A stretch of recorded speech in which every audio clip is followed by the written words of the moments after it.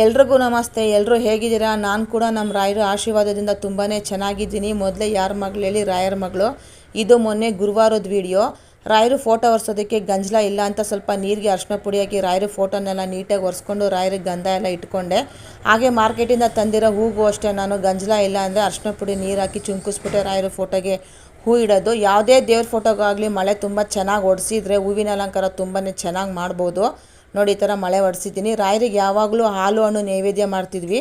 ರಾಯರಿಗೆ ಬೇಳೆ ಒಬ್ಬಟ್ಟಿನ ಹೂರಣ ತುಂಬ ಇಷ್ಟ ಅಂತ ಬೇಳೆ, ಕಾಯಿ ತುರಿ, ಏಲಕ್ಕಿ ಕಾಯಿ, ಬೆಲ್ಲ ಹಾಕಿ ರಾಯರಿಗೆ ನೈವೇದ್ಯ ರೆಡಿ ಮಾಡಿಕೊಂಡು ತಿರ್ಗಾ ಮತ್ತೆ ರಾಯರ ಫೋಟೋಗೆ ಹೂವಿನ ಅಲಂಕಾರ ಮಾಡೋಣ ಅಂತ ಬಂದೆ. ದಿಂಡುಗಳು ತುಂಬ ತೂಕ ಇರೋದ್ರಿಂದ ಹುಷಾರಾಗಿ ನಾನು ಎಕ್ಸ್ಟ್ರಾ ದಾರ ಹಾಕಿ ಕಟ್ತೀನಿ. ಮಳೆ ತುಂಬ ಚೆನ್ನಾಗಿ ಒಡಿಸಿದ್ರೆ ಹೂವಿನ ಅಲಂಕಾರ ತುಂಬ ಚೆನ್ನಾಗಿ ಮಾಡ್ಬೋದು. ನೋಡಿ, ರಾಯರಿಗೆ ಹೂವಿನ ಅಲಂಕಾರ ಎಲ್ಲ ಮಾಡಿದ್ದಾಯಿತು. ಹಾಗೆ ಕೆಳಗಡೆ ಬೃಂದಾವನ ದೀಪ ಎಲ್ಲ ನಾನು ರೆಡಿ ಮಾಡಿ ತುಪ್ಪು ದೀಪ ರೆಡಿ ಮಾಡ್ಕೊಳ್ಳೋಣ ಅಂತ ಬಂದೆ. ನಾನು ತುಪ್ಪು ದೀಪ 2 ಥರ ಮಾಡ್ಕೊತೀನಿ.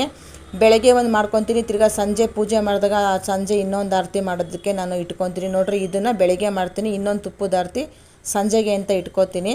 ರಾಯರ ಆಶೀರ್ವಾದ ಎಲ್ರಿಗೂ ಸಿಗಲಿ, ರಾಯರು ಒಳ್ಳೇದು ಮಾಡಲಿ. ರಾಯರಿಗೆ ಸೇವೆ ಮಾಡೋಣ, ರಾಯರಿಗೆ ತುಂಬ ಹತ್ತಿರ ಆಗೋಣ. ಪೂಜ್ಯಾಯ ಶ್ರೀ ಗುರು ರಾಘವೇಂದ್ರಾಯ ಸತ್ಯಧರ್ಮ ರಥಾಯ ಚ ಭಜತಾಂ ಕಲ್ಪವೃಕ್ಷಾಯ ನಮತಾಂ ಕಾಮಧೇನವೇ. ಓಂ ಗುರುಭ್ಯೋ ನಮಃ.